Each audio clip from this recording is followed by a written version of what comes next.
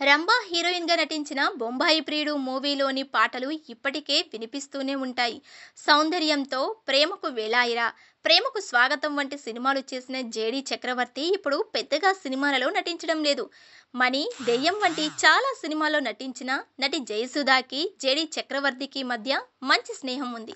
అయితే రామ్ గోపాల్ వర్మ దర్శకత్వంలో తెరకెక్కిన 'దెయ్యం' మూవీ సమయంలో జయసుధను పెళ్లి చేసుకుంటానని ఆమె భర్తనే అడిగాడట జేడీ చక్రవర్తి. ఈ విషయంలో ఓ ఇంటర్వ్యూలో బయటపెట్టాడు జేడీ చక్రవర్తి. జయసుధ గారికి నేను పెద్ద అభిమాని. దెయ్యం సినిమా షూట్ చేస్తున్నప్పుడు తన భర్త నితిన్ వచ్చాడు. నేను వెళ్ళి నాకు జయసుధ గారిని పెళ్లి చేసుకోవాలని ఉంది అని అడిగాను.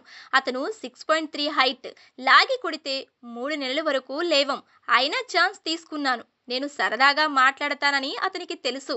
నేను అలా అనేసరికి అతను ఓ డేట్ చెప్పి ఆ రోజు చేసుకో అన్నాడు. నేను ఆశ్చర్యపోయి ఏ ఎందుకు అని అడిగాను. ఆ రోజు మా పెళ్లి రోజు ఒకటే ఉంటుంది. భర్త మారతాడు అన్నాడు. అతని సెన్స్ ఆఫ్ హ్యూమర్‌కి షాక్ అయిపోయాను అంటూ చెప్పుకొచ్చాడు నటుడు జేడీ చక్రవర్తి.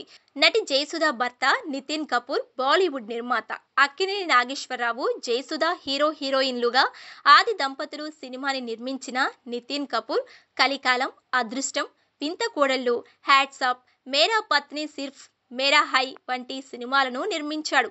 2017లో నితిన్ కపూర్ బిల్డింగ్ పై నుంచి దూకి మరణించాడు.